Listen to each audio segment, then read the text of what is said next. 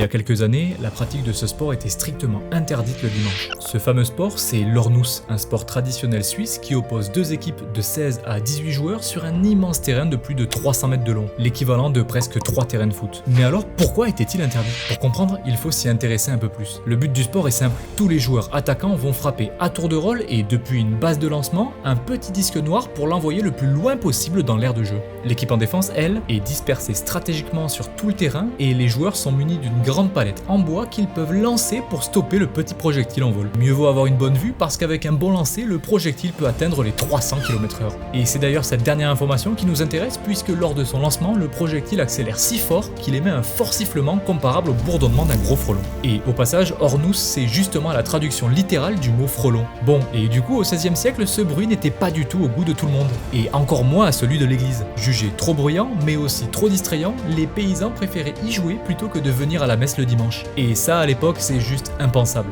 L'église va alors prendre la décision d'en interdire sa pratique tous les dimanches. Aujourd'hui, ce sport a bien survécu et est même devenu un véritable symbole culturel en Suisse. On y joue tous les jours et même le dimanche.